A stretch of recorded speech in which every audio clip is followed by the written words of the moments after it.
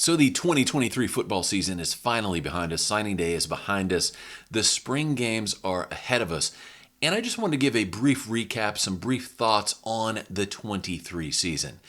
In my estimation, this past season of college football was one of the best in quite a long time. There was a lot of interesting stuff happening both on the field and off the field, and it made for just a very exciting brand of football. What really made the 23 season so good, though, was coming out of the conference championship games, you had a legitimate 6 teams that could have been justified going to the college football playoff. In fact, the only thing that I did not like about the 2023 college football season was the ending.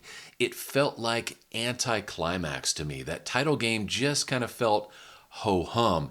And I think that's because everyone was kind of in anticipation mode for what was going to happen in the offseason. You know, we've been spoiled as college football fans because every offseason, starting in 2021, we have received huge breaking news about earth-shattering changes in college football.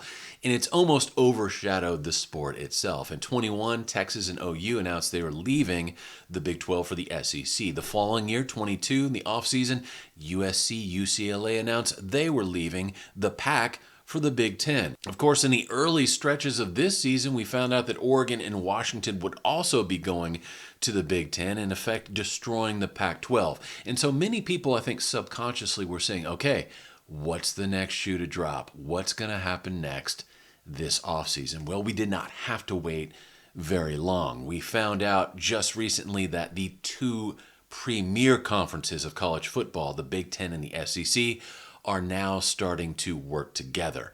And I think a lot of people see the writing on the wall as far as that goes. I think most people see that at some point in the future, those 2 conferences are going to break away and kind of do their own thing in some form or fashion. Now, the responses to that reality, I think, are a little bit apoplectic. I think they're a little bit over the edge and over the top. A lot of people saying, oh my God, college football is dead.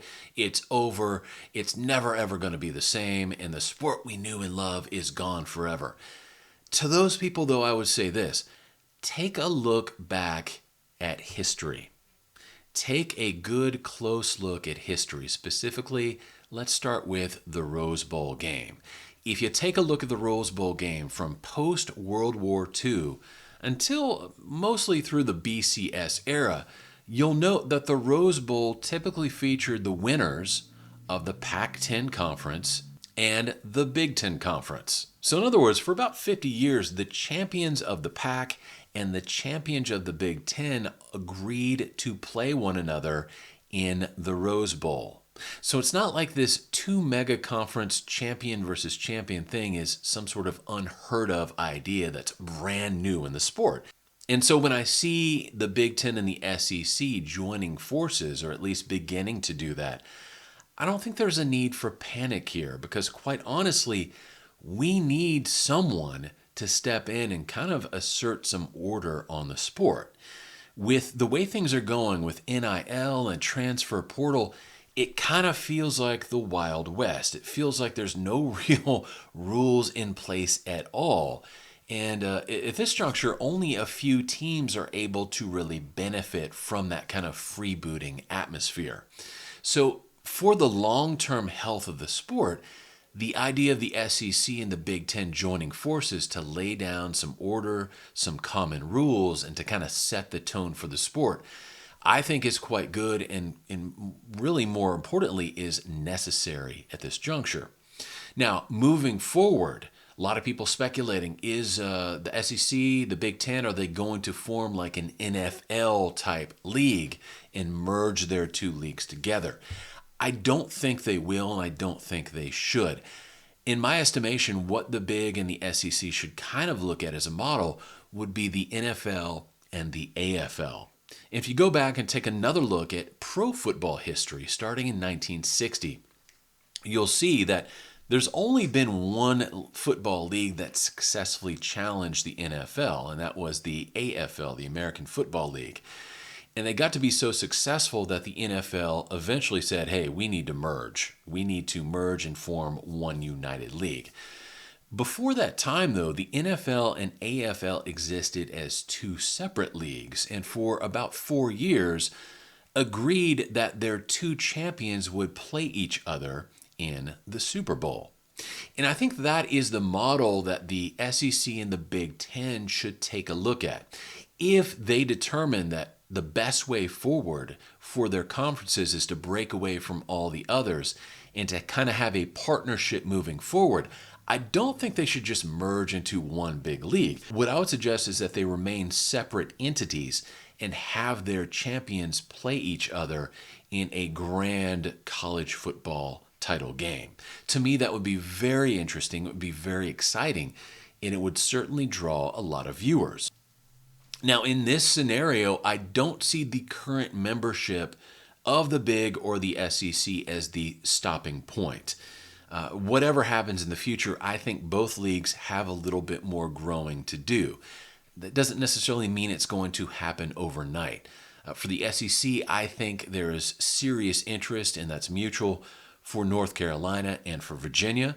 I also think that there is a good amount of interest, certainly coming from the direction of Clemson to join the SEC. And I certainly would recommend that the SEC take a good, hard look at Clemson as well, because they draw a lot of viewers.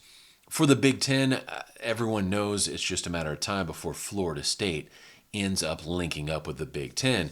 And the question at that point would be, okay, who do we bring with them? Do we stay at 19, or do we try and bring in someone else at 20? As it stands right now, I think the most likely partner for Florida State is most likely Miami. I don't see Notre Dame joining the Big Ten or anyone else at this juncture.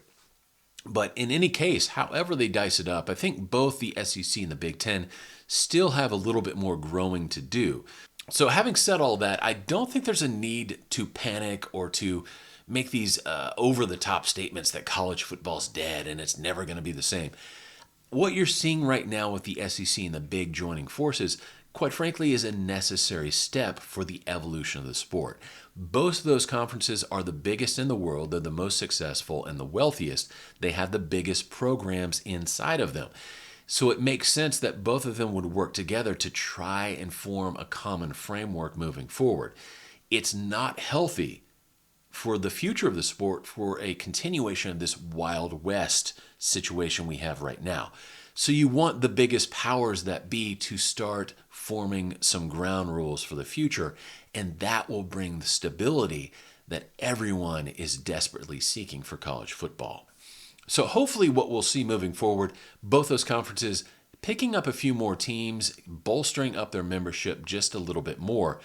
And at that point, we're going to have a very exciting time in the sport of college football. It's definitely going to be different, but I don't think it's going to be over. Once all this NIL and portal business settles down a little bit, I think you're going to see a return to something that was very similar to what we saw in the 20th century.